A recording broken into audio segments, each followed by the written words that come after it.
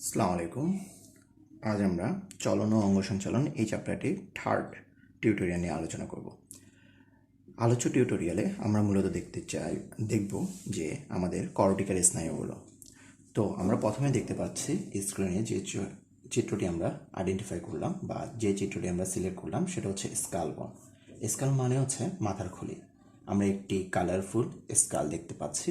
Colouring এই কারণে নিলাম যাতে আমরা সেপারেটলি যে অস্থিগুলো আছে, যে বোনগুলো আছে, সেগুলো আমরা চিনতে পারি। ওকে, প্রথমে স্কালকে দুটি ভাগে ভাগ করা হয়। একটি হচ্ছে করটিকা, করটিকাকে ইংলিশে বলা হয় ক্র্যানিয়াল বোন, এবং আরেকটি হচ্ছে মুখমণ্ডলীয় অস্থি, মুখমণ্ডলীয় অস্থি। এখন আমরা বিগত টিউটোরিয়াল দেখে এসেছি আমাদের করটিকাল অস্থি হচ্ছে 8টি, অর্থাৎ করটিকায় 8টি অস্থি বিদ্যমান, আর মুখমণ্ডলীয় অস্থিতে বিদ্যমান অস্থির সংখ্যা হচ্ছে 14টি। তাহলে আমরা যদি আমরা এই টিউটোরিয়ালটিতে মূলত আমরা এই করটিকার 8টি অস্থি, তাদের অবস্থান এবং তাদের আকার সম্পর্কে ক্লিয়ারলি জানব। ওকে, যদি আমরা এই স্কেলটির কথাই বলি তাহলে এখানের মধ্যে করটিকার অস্থিগুলো হচ্ছে, যে অস্থিগুলো আমরা এখানে দেখতে পাচ্ছি তার মধ্যে সর্বপ্রথম অস্থি হচ্ছে ফ্রন্টাল, অর্থাৎ এটি হচ্ছে আমাদের সম্মুখ দিকের, অর্থাৎ আমাদের কপালের অস্থিটা, অর্থাৎ নাকের ওপর থেকে কপাল পর্যন্ত যে অস্থিটি আছে সেটি হচ্ছে ফ্রন্টাল। এর পরবর্তী অংশটি হচ্ছে প্যারাইটাল। প্যারাইটাল অস্থির সংখ্যা 2টি, অর্থাৎ আমাদের ফ্রন্টাল অস্থি থাকে 1টি, প্যারাইটাল অস্থি থাকে 2টি। প্যারাইটাল অস্থিটিকে যদি আমরা একটু ভালো করে খেয়াল করি, এখানে আরেকটা সার্জিক্যাল চিত্র আমরা সিলেক্ট করলাম। তার মধ্যে এই অংশটাকে আমরা ফ্রন্টাল বলছি, এটাকে প্যারাইটাল বলছি। তার মানে ওপর থেকে যদি আমি চিত্রটা দেখি তাহলে এই প্যারাইটাল দুটি অস্থি, একটি হচ্ছে লেফট এবং আরেকটি হচ্ছে রাইট, দুটি অংশে আমরা ভাগ করে নিতে পারি, অর্থাৎ দুদিকে দুটি অস্থি আছে প্যারাইটাল অস্থি। আচ্ছা, এর পরের অংশটি হচ্ছে অক্সিপিটাল, অক্সিপিটাল অস্থি। পরবর্তী অংশটা হচ্ছে অক্সিপিটাল। অক্সিপিটাল হচ্ছে পেছনের অস্থিটি, এটি হচ্ছে অক্সিপিটাল অস্থি। দ্যাট মিনস আমাদের এই পেছনের অংশটাকে আমরা অক্সিপিটাল অস্থি বলতে পারি, একেবারে পেছনের অংশটা। ওকে, তারপর এরপরের অংশটা যদি আমরা বলি, আমাদের কানের দিকে, অর্থাৎ হচ্ছে লেফট এবং রাইট দুইটা এয়ার, অর্থাৎ হচ্ছে দুটি কানের দিকে দুটি অস্থি আছে, সেই অস্থিটাকে আমরা বলবো টেম্পোরাল অস্থি। একইভাবে আমাদের টেম্পোরাল অস্থির সংখ্যাও 2টি। তাহলে একটু কাউন্ট করে বাদ বাকি অস্থিগুলো নিয়ে, কানের অস্থির পাশের অস্থিটাই হচ্ছে স্ফেনয়েড অস্থি, স্ফেনয়েড।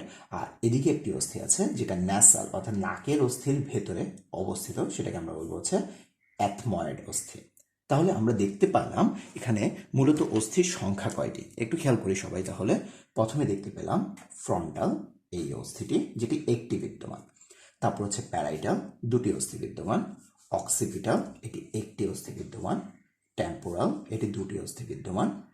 স্ফেনয়েড এবং অ্যাথময়েড। তাহলে আমার অস্থির সংখ্যা হলো কয়টি, খেয়াল করি, 1 2 3 4 5 6, 6টি অস্থি, যার মধ্যে প্যারাইটাল এবং টেম্পোরাল দুটি করে অস্থি আছে, অর্থাৎ প্যারাইটাল দুটি এবং টেম্পোরাল দুটি। তাহলে অস্থি কয়টি হলো, দুটি 4টি, আর 1 2 3 4, 4টি, 4টি 4টি 8টি, অর্থাৎ আমার করটিকাল অস্থির সংখ্যা তাহলে 8টি দাঁড়ালো।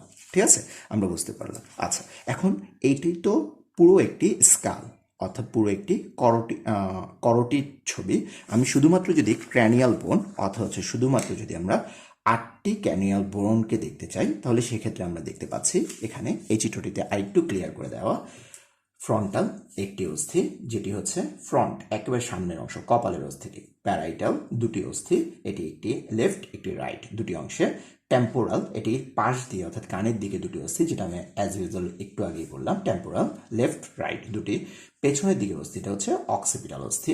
সামনের দিকে যদি আমরা বলি, আমাদের ন্যাসাল অংশটাতে হচ্ছে অ্যাথময়েড, এবং এর পার্শ্ববর্তী অংশটা, অর্থাৎ হচ্ছে কিনারবর্তী অংশটাতে হচ্ছে স্ফেনয়েড। এই অস্থিগুলো বিদ্যমান।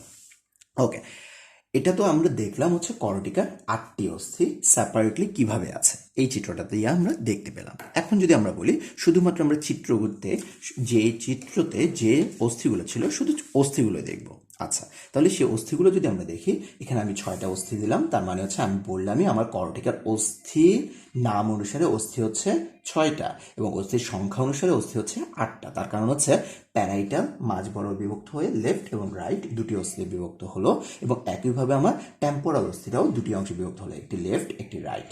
এটি লেফট আর একটি রাইট পোর্শনে। তাহলে এই অস্থিটি দুটি আছে আর এই অস্থিটি দুটি আছে, তাই তো। আর বাদবাকি যে অস্থিগুলো আছে, এটি একটি অক্সিপিটাল অস্থি, এটি একটি ফ্রন্টাল অস্থি, এটি একটি ন্যাসাল অস্থি এবং এটি একটি অ্যাথময়েড এবং স্ফেনয়েড অস্থি। তাহলে এই অস্থিগুলো একটি একটি আছে। তাহলে আমার অস্থি সংখ্যা দাঁড়ালো 2, 4, 5, 6, 7, 8, অর্থাৎ আমার ক্র্যানিয়াল বোন অথবা হচ্ছে আমার করটিকার অস্থি হচ্ছে সর্বমোট 8টি। ওকে, তাহলে আশা করি সবাই বুঝতে পেরেছো আমাদের করটিকার অস্থিগুলোর সম্পর্কে আমরা যেটা বললাম, এবং আমি চেষ্টা করেছি সর্বোচ্চ পরিমাণ যতটুকু ক্লিয়ারলি আমরা বলতে পারি, সেপারেটলি বলতে পারি, ইন্ডিভিজুয়ালি প্রত্যেকটা অস্থি সম্পর্কে দেখিয়ে বলতে পারি, তার জন্যই আমরা এভাবে সাজালাম। আচ্ছা, এরপর চলে আসি আমাদের যে অস্থিগুলো বললাম, সে অস্থিগুলো বিভিন্ন ধরনের শেপ আছে, কালার আছে। আচ্ছা, এই কালারগুলো একটু বলি। প্রথমে আমরা বলি আমাদের অস্থির নামগুলো, অর্থাৎ হচ্ছে আমাদের অস্থিগুলো হচ্ছে যেমন frontal, parietal, temporal, occipital, sphenoid এবং অ্যাথময়েড। আমাদের এই 6 প্রকারের অস্থি আছে। এই 6 প্রকারের অস্থি যেগুলো আমাদের করটিকার মধ্যকার অস্থি, সেগুলো একটু আকারগুলো আমি একটু লিখে দিয়ে এলাম। আকারগুলো তোমরা একটু ভালো করে দেখবে, তার কারণ হচ্ছে এখান থেকে প্রচুর অবজেক্টিভ আসে এবং আমাদের চেনার জন্য, আমাদের জানার জন্য আমরা খুব ভালো করে দেখব, এবং আমাদের পরবর্তী টিউটোরিয়ালগুলোতেও আমরা পর্যায়ক্রমিকভাবে অন্যান্য অংশগুলো, অন্যান্য অস্থিগুলো আরও সুন্দর করে ব্যাখ্যা করার চেষ্টা করবো একই রকমভাবে। আর ইনশাল্লাহ সব কিছু পরিস্থিতি ঠিক হয়ে গেলে আমরা আমাদের ক্লাসে যখন ফিরে যাব তখন আমরা চেষ্টা করব যে আমরা চিত্র না শুধু, আমরা তখন চেষ্টা করব আমরা অরিজিনাল অস্থি বা ডায়াগ্রামেটিক্যাল অস্থি থেকে আমরা সার্জিক্যাল অস্থি দিয়েই আমরা এই টপিকগুলো কমপ্লিট করার জন্য। তাহলে একটু খেয়াল করি, ফ্রন্টাল অস্থি দেখতে হচ্ছে বড় ঝিনুকের মতো, অর্থাৎ আমার কপালের অস্থিটা হচ্ছে বড় ঝিনুকের মতো, ফ্রন্টাল যেটা আমরা বলছি। তারপর হচ্ছে প্যারাইটাল অস্থি, চারকোনা প্লেটের মতো, একটু খেয়াল করব, চারকোনা প্লেটের মতো। তারপর টেম্পোরাল অস্থি, এই দুটো অর্থাৎ প্যারাইটাল এবং টেম্পোরালের বাম পাশে আমি 2, 2 লিখে দিলাম, তার মানে হচ্ছে আমার প্রত্যেকটা অস্থি একটি করে, শুধু প্যারাইটাল আর টেম্পোরাল দুটি করে অস্থি। আমরা এই দুটি অস্থিকে সেপারেটলি মনে রাখলে চলবে। এটি 4টি অংশে বিভক্ত, এটির কোনো আকার দেয়নি, কিন্তু আমাদের বিভক্তশীল অর্থাৎ হচ্ছে এদের গঠন অনুসারে আমাদের বললো 4টি অংশে বিভক্ত। তারপর দেখি অক্সিপিটাল অস্থি, এটি খোলসের মতো। খোলস মানে হচ্ছে এটা অনেকটা এমন একটা শেপ যা কিনা আমাদের চারপাশটা অর্থাৎ হচ্ছে আমাদের একটা খোলকের মতো আবরণ করে রাখছে, অনেকটা মলাস্কা পর্বের প্রাণীদের মতো, যেরকম তাদের দেহের ওপরে একটা খোলক থাকে, একটা খোসা থাকে, শেল থাকে, ওই টাইপের একটি খোলসের মতো। স্ফেনয়েড, এটা হচ্ছে ইজ লাইক এজ অনেকটা ডানা আকৃতি। ডানা যদি আমি একটু অ্যানিমেশনারি আকারে দেখাতে পারতাম তাহলে আরেকটু ক্লিয়ার হতো। ডানা বলতে দুটো অংশ এরকম ভাবে থাকে, এরকম এই অংশে দুটি ভাবে বিভক্ত হয়ে থাকে, কেমন এই অংশটা থাকে। তারপর হচ্ছে স্ফেনয়েড এবং অ্যাথময়েড। অ্যাথময়েড হচ্ছে ছিদ্রাল আড়াআড়ি প্লেটের মতো। আমাদের আরেকটা প্লেট ছিল, একটু খেয়াল করে দেখি, আমাদের চারকোনা প্লেটের মতো ছিল হচ্ছে প্যারাইটাল এবং আমাদের ছিদ্রাল প্লেটের মতো হচ্ছে অ্যাথময়েডাল। অর্থাৎ এই হচ্ছে আমাদের করটিকাল অস্থি। তাহলে আমরা বুঝতে পারলাম যে আমাদের স্কেলেটন, হিউম্যান স্কেলেটনের যে 206টা অস্থির নাম আমরা সেপারেটলি বললাম, এখন সেই 206টা অস্থির যে অংশগুলো ছিল আমরা প্রত্যেকটা টিউটোরিয়াল আলাদা আলাদা করে ভাগ করে নিব এরকম ইন্ডিভিজুয়াল অস্থিগুলো সম্পর্কে জানার জন্য, এবং তাদের ক্যারেক্টারিস্টিক্স এবং তাদের বিভিন্ন ধরনের যে ফাংশনাল অ্যাক্টিভিটিগুলো আছে সেগুলো সম্পর্কে জানার জন্য। আশা করি তোমরা সবাই বুঝতে পেরেছো। যদি কোনো প্রবলেম থেকে থাকে অবশ্যই আমাকে জানাবে, আর ইনশাল্লাহ আশা করি আমরা 206টা অস্থির নাম সবাই শিখে ফেলতে পেরেছি। ওকে, তাহলে ধন্যবাদ সবাইকে।